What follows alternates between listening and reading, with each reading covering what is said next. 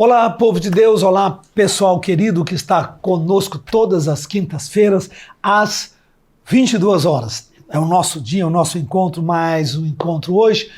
Na semana passada, nós falei sobre a vida natural, a vida espiritual e a harmonia entre os papéis que essa vida nos traz. Para me acompanhar, eu convidei a minha filha, que também é doutora, que é a Ana Lia, não é? É a Ana Lia Rodovalho Clerô, que é mãe do Pedro e da Lulu, e esposa do João Clerô, que também são pastores nossos. Bem, a gente falou na semana passada bastante sobre os papéis da vida, sobre essa harmonia, como é difícil viver a harmonia, porque são muitos papéis, a demanda é muito grande, e isso é mais difícil ainda para a mulher, do ponto de vista feminino, e foi isso que ela abordou. E agora, hoje, nós vamos falar, como eu prometi na semana passada, nós vamos falar da sequência, falando sobre esses papéis, mas pessoas que não conseguem viver esses papéis e caem em crise, caem no buraco, né? Cai no buraco, não deu para passar, caiu. E agora, como é que faz? Para responder essa pergunta, por que acontecem as crises e como se sai delas? Tem saída simples, rápido, fácil ou não? Você tem qual é? Mas, mais uma vez, se inscreva nos grupos, não é? Coloque aí um like, compartilhe com as pessoas que você ama para nos ajudar a distribuir, não é, o máximo possível todo o conteúdo, tudo aquilo que a gente acredita que pode ajudar e abençoar as demais pessoas. Tá bom, gente? Bem, então, Lia, primeiro, cumprimente nossa audiência, dá um oi e vamos depois entrar no tema. E também o Vitor, que é o nosso sempre o mediador comigo aqui, batendo papo e falando e trazendo as perguntas que vocês enviam. Bom, prazer estar aqui novamente com vocês, poder estar compartilhando, conversando, debatendo assuntos tanto que eu gosto, né, que é sobre o comportamento humano, que acho que é uma das coisas que eu mais amo fazer, que é conversar com as pessoas, entender o ser humano um pouco mais. Bom, falando sobre as crises, como meu pai está falando, eu acho que hoje, primordialmente, a gente está vivendo um mundo muito complicado em várias questões. Se você for ouvir e estudar um pouco mais sobre várias matérias, existem matérias que falam que nós somos a década da depressão, a década da ansiedade. E a gente estava até batendo um papo aqui antes da gravação, falando exatamente sobre isso. Por que que os jovens de hoje têm sentido tanta depressão, ansiedade, vontade de se suicidar? Eu recebo tantas mensagens no meu Instagram que até às vezes eu fico impressionada como a pessoa está desesperada por uma ajuda. E por que não procurar ajuda, já que nós estamos dentro da igreja, né? Nós estamos aqui falando para alguém que é cristão, que você tem um pastor, um líder. Se você não tem, procure ou um padre, ou alguém que está envolvido na sociedade, né? Um católico que vai lá na paróquia e que tem as suas amigas ali para compartilhar. Tem um profissional de aconselhamento. Com certeza. Né? Próximo, todo mundo tem alguém próximo. Não, e mesmo que não tenha alguém, às vezes, no âmbito religioso, você tem uma amiga, você tem um pai, uma mãe, ou um conselheiro que você se identifica. E mesmo assim, isso tem sido muito agravado nos últimos anos. Por quê? Porque eu acho que as pessoas, elas primeiro não têm um senso de propósito. Eu estava fazendo um estudo, pai, ultimamente, até falando sobre um MBA, sobre psicologia positiva, e lá ele falava que o maior sofrimento humano hoje é a falta do senso de propósito. Então, quando eu não sei para que eu nasci, por que eu estou aqui, eu não sei quem eu sou. E o que hoje nós, como pastores, como, né, o Bispo Rodovalho, como um fundador aí de um dos maiores ministérios do mundo, traz o que para as pessoas? Senso de propósito. Você nasceu para uma missão, você nasceu para isso. E essa aproximação com Deus e com a igreja te traz um senso de falar, nossa, nunca descobri que eu tinha... Quantas pessoas eu conheço na igreja que falam assim, nem sabia que eu tinha... características de líder. E às vezes a gente escuta, eu vejo meus filhos em escola, já as professoras chamando e falando, nossa, olha, a Lulu, ela chega aqui, ela já organiza a fila, ela já coloca cada um para fazer suas tarefas, e se alguém está parado, ela já movimenta. E a gente antigamente achava que isso era só características, mas não é, já é característica de líder. Aquela pessoa nasceu assim. Nasceu assim. Não, a gente desenvolve isso também, né? Desenvolve essas ferramentas. E eu acho que a crise hoje vem por essa falta de propósito. Quem eu sou? Então, acho que é essa pergunta que os jovens hoje têm que se fazer. Você já descobriu o seu propósito? Já sabe por que você acorda todo dia? Já sabe por que você se motiva todos os dias? Porque veio a esse mundo, porque nasceu. Seu chamado, né? Gente, aquela história científica, né? 5 milhões de espermatozoides. Alcançou o óvulo, que é você. Quer dizer, você é um campeão, você é uma pessoa, uma coisa mega especial. 4.999.000 morreram e você sobreviveu. Por quê? É uma coincidência? Um golpe de sorte do universo ou um propósito? Claro que essa inteligência foi a inteligência guiada. E essa inteligência guiada trouxe você à existência. Mas, minha filha, a pergunta é, esses diferentes papéis têm um potencial de nos levar a crescer, se a gente usar a força motriz para investigação e dizer, eu quero crescer, eu poderia ter sido melhor. Eu posso dar mais, eu posso alcançar mais. Posso ter um corpo melhor, eu posso ter uma silhueta melhor, eu posso ter uma saúde melhor, né? Então, e se a pessoa não está bem, e a tendência não é crescer, a tendência é se deprimir e cair. Essa é a primeira tendência. Aí vai tomar um remédio, aí o remédio tem consequências, o remédio tem efeitos colaterais, aí vai dormir muito, sonolento, aí fica menos produtivo. Aí olha a espiral negativa. E quanto menos ela se movimenta, mais a depressão vem, porque é falta de energia. Então é uma espiral negativa sendo construída. Como é que quebra esse ciclo? Do ponto de vista da psicologia, do ponto de vista até mesmo emocional, coach, que instrução você traz? Eu falo isso muito para as pessoas que me procuram ajuda, e nos cursos que eu dou se você tem alguém com uma crise muito grande dentro da sua família, ou se você está em crise nesse momento, né, se você se encontra nesse quadro, a primeira coisa que você tem que fazer é se movimentar. É tentar, não adianta você entender o porquê e você tentar filosofar muito na questão, porque isso não vai te trazer um resultado imediato. O resultado imediato é levantar e andar. Hoje a gente tem que começar o fluxo de sangue tem que correr dentro do seu sangue, para dentro do seu corpo, para você começar a se sentir um pouco mais viva. Com essa força e com essa vida, você vai começar a ter um pouquinho mais de vontade de fazer as coisas.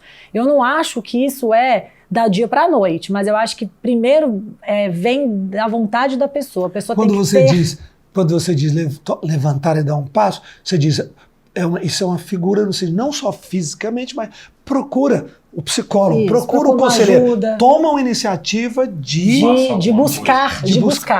Eu acho que eu tenho que tomar a atitude de buscar. Primeiro passo. Aí você também falou sobre a questão, como a gente pode, por quê, né, que às vezes a crise assola. Às vezes a pessoa ela não consegue buscar ajuda no momento certo, e aí ela fica tímida, e aí ela vai se calando, e ela vai se deprimindo muito gradativo, e ninguém que está do lado dela percebe, nem ela.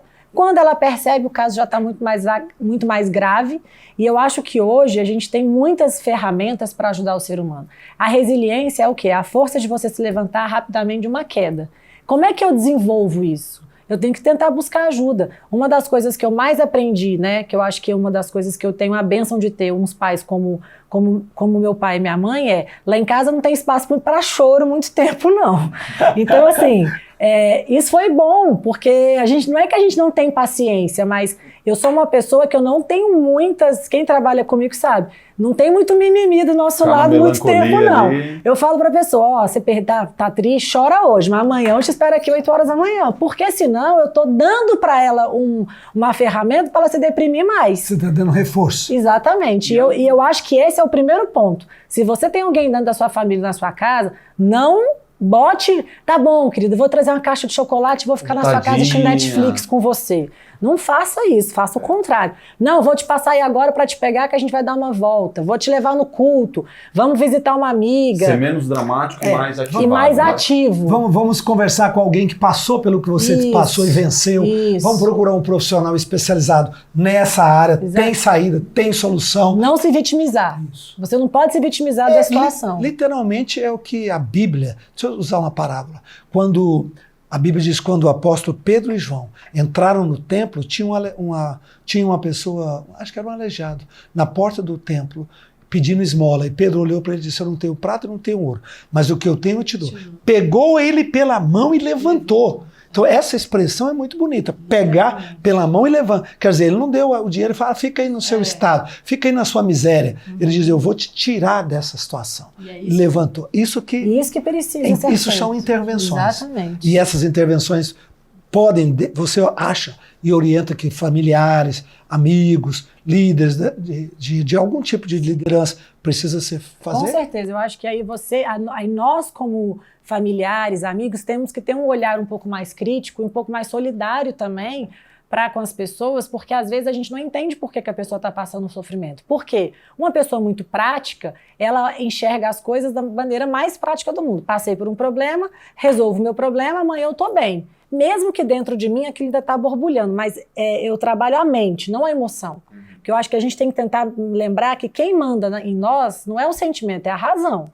Então eu preciso estar trabalhando minha mente. Não, eu vou dar conta. Não, eu vou dar conta. Aí se eu encontro alguém e falo, vou dar conta, já tenho mais probabilidade de crescer. Agora, se eu encontro alguém e falo assim, é isso mesmo, nossa, que triste, vamos sentar junto para chorar. Apesar da pessoa ter que chorar um pouco, mas não dá tempo. Eu vejo isso muito na vida do meu filho, que é um atleta hoje.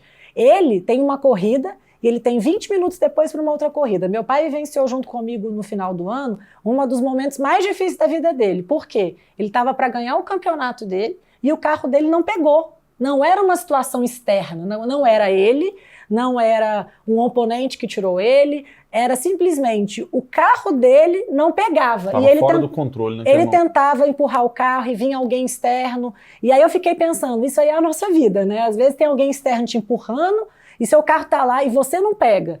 E aí o carro dele pegou depois, enfim, deu bandeirada, ele não conseguiu recuperar como ele precisava, o carro não estava no rendimento que precisava. Mas foi um aprendizado. Só que depois disso aí, ele tinha outra corrida em 10 minutos. O que eu ia falar para ele? Não, meu filho, vamos chorar mesmo, fica com raiva. Ou eu ia falar, Pedro, ó, eu sei que você está com raiva mesmo, mas em 10 minutos você tem outra corrida. O que você vai fazer? Que escolha que você vai ter na sua vida? E eu acho que é isso que a gente tem que pensar. Eu caí hoje, alguém me feriu, meu marido me machucou, no trabalho eu tive um problema, mas eu tenho a escolha de ficar lá me lamentando e perder a próxima oportunidade, que é o que meu pai sempre falou, as oportunidades na vida passam. Você está pronto para pegar elas? Ou não, né? Ou eu vou ficar ali chorando e já perdi a primeira, a segunda, a terceira corrida e pronto. Aí vira um efeito dominó de desastre. Aí eu dei pro meu oponente o que ele queria, né? Uma coisa que eu queria te perguntar também, e se a pessoa disser assim, eu falo para mim que eu preciso me levantar, eu digo a mim, reaja, mas eu não consigo. Aí parece que não é um caso mais nem emocional e nem cognitivo, parece que é um caso biológico.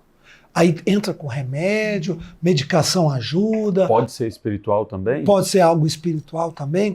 Na experiência de gabinete, o que você tem descoberto? Bom, aí eu vou para os dois lados. Se a pessoa já é uma pessoa que está integrada dentro de alguma igreja ou tem alguma religião que ela acredita, ela tem uma fé e aquilo ali move ela, eu tento perceber se realmente poderia ser espiritual. Mas, infelizmente, a maioria das vezes, às vezes é biológico mesmo. Aí eu tenho que instruir ela a procurar um psiquiatra, aí a pessoa tem que buscar um psiquiatra para ver se ela vai ter que tomar algum medicamento, porque às vezes a dopamina dela tá baixa, a serotonina dela tá baixa, e ela tem que rever algumas coisas que são da química do cérebro mesmo. E aí, às vezes, é só por um tempo. A química dela tá baixa, faz um tratamento, e aí o psiquiatra vai poder acompanhar ela de uma maneira melhor, né? Eu acredito que a gente tem que tentar todas as vertentes, né? Perfeito. Pastora, a gente tem algumas situações de crises aqui que a gente vê que é comum, que eu queria apresentar para vocês e vocês nos darem assim, o que a pessoa faz na prática.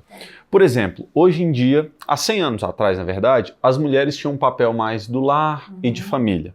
Hoje em dia a mulher já trabalha, está no mercado de trabalho, no ministério, está em tudo. Mas eu vejo que às vezes existem algumas mulheres que elas queriam viver para a família, para os filhos, para casa, mas tem esse estereótipo da sociedade hoje de não, a mulher tem que trabalhar. Como é que a mulher reage nesse momento? Eu acho que aí depende de cada mulher. Tanto que eu tive aqui no nosso trabalho, a gente tem muitas mulheres e a gente passa por isso, sabe quando? Quando ela tem filho. E aí vem a decisão, vou voltar para o mercado de trabalho ou não. E eu sempre falo para elas o seguinte, tem que escutar o seu coração. Se você acha que naquele momento você precisa se doar mais para o seu filho, ok, existem mulheres que nasceram para ficar em casa, para cuidar da família e são completas e felizes, eu respeito completamente. E existem outras que se ficarem em casa tem um outro problema, elas não se sentem bem. Eu acho que eu entro nesse outro caso, porque dentro da minha personalidade eu sou uma pessoa que eu gosto de produzir. eu não produzindo, não que como mãe, como esposa eu não vou produzir, mas eu não produzindo como mulher separada do papel de mãe e esposa, eu não vou me sentir completa como eu gostaria. Então, eu acho que isso é uma decisão muito individual de cada um e ela tem que se conhecer e saber qual é a decisão que ela vai tomar naquele momento, sem pensar no que o outro vai pensar. Ali ela está tomando uma decisão que ela e o marido estão tomando juntos e pronto, né? Não... E outra coisa que eu acho que esse escopo é o projeto da família, o projeto do casal. O casal, desde namoro, noivado, nós aqui temos um curso de noivo que a gente dá, é muito importante o curso. São 4 aulas, coisas simples, 4 encontros, mas é muito importante porque força o casal a pensar em coisas que eles não tinham pensado. Porque o pessoal casa por causa da paixão, do amor, da força, né, de querer estar juntos. Mas vocês já conversaram sobre o projeto de vida, finanças, filhos, vocês já conversaram sobre essas coisas básicas, sobre que espaço que a mulher vai ter, se a conta do casal vai ser conjunta ou vai ser separada, o que une e o que separa. São perguntas que têm que ser feitas. E se não discutir isso, a prática vai atropelando a teoria, vai atropelando e pegando aquele casal de uma maneira despreparada. Tudo que a vida nos pega despreparados tem potencial de nos trazer problemas. Então, seja preditivo. Tudo que você conseguir pensar antes, agir antes, prevenir antes, você tem um potencial de crise mínimo, muito pequeno.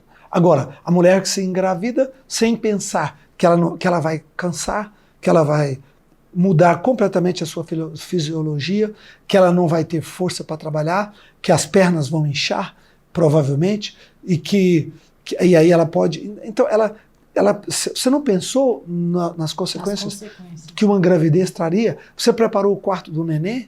Não tem enxoval, não tem nada. Quer dizer, como assim? Então, a vida não nos permite este amadorismo. Para você viver bem, para você viver em vitória, você tem que ser uma pessoa inteligente, sábia, capaz de colocar cada coisa no seu devido lugar. Para fechar, pai, sabe o que eu acho? Eu até fiz uma monografia na minha faculdade falando sobre o jovem casal. E a gente falava que a gente tem que ter um contrato. E no nosso curso de casais, nós temos no último encontro um contrato que se faz entre o casal, para deixar tudo muito combinado, porque o combinado não sai caro. Isso. Né? É isso aí.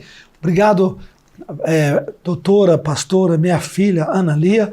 E eu quero dizer que ela escreveu esse livro, Mulheres de Valor, baita livro, muito bom mesmo, muito vendido, está à sua disposição.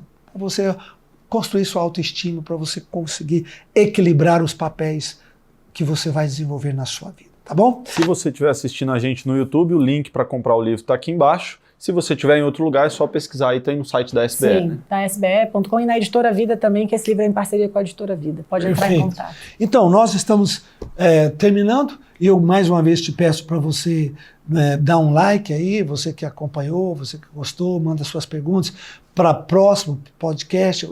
Eu tentei responder as perguntas de hoje, né, sem citar nomes, mas trazendo essa integração. E você baixa o Sara Play, vai lá, se inscreva no Sara Play, baixa, ele é gratuito, na Google Store, na Apple Store. Inscreva no meu canal do YouTube, todo esse conteúdo está lá à sua disposição, tá bom? E você pode nos acompanhar em qualquer uma das plataformas das redes sociais. Deus te abençoe. Mais uma vez, pegue esse podcast, esse conteúdo de hoje, distribua para os seus grupos, para os seus amigos, discuta, né, em células, em grupos, para que você cresça, para que as coisas possam vir na sua vida de maneira mais gostosa, para que sua vida seja mais leve, para que sua vida seja mais doce, para que a sua vida seja melhor. Amém? Você quer despedir, minha filha? Sim, queria agradecer a todos pela participação aqui, agradecer meu pai por ter me convidado, espero que vocês tenham gostado do conteúdo. Eu faço alguns vídeos também falando sobre isso, eu tenho Conversa Franca, onde você pode entrar no meu canal, eu abordo vários assuntos sobre o comportamento humano, sobre a vida das mulheres hoje, muitas pessoas me acompanham, meu Instagram vai estar aqui embaixo também, o canal do YouTube também está aqui, pode clicar lá que eu vou ter um prazer em estar compartilhando com você e entender um pouco mais a sua história. Um grande beijo. Vamos orar? Põe a mãozinha no coração, na mente e ore comigo. Pai, nós te agradecemos por esse momento, pela tua presença, tua paz, tua graça. Que o Espírito Santo cuide de cada vida que está conosco hoje. Cada mulher, cada jovem, cada mãe. Senhor, que a bênção do Senhor esteja sobre elas, sobre os homens também, cada pai, cada jovem, cada marido. Que o Senhor ajude-nos nesta multitarefa de tantos papéis que temos. Nos capacite na graça, no amor da tua maravilhosa presença. Eu oro em nome de Jesus. Amém. Amém. Deus te abençoe, um beijo no coração. Semana que vem, quinta-feira, 22 horas, estaremos novamente aqui. Até lá.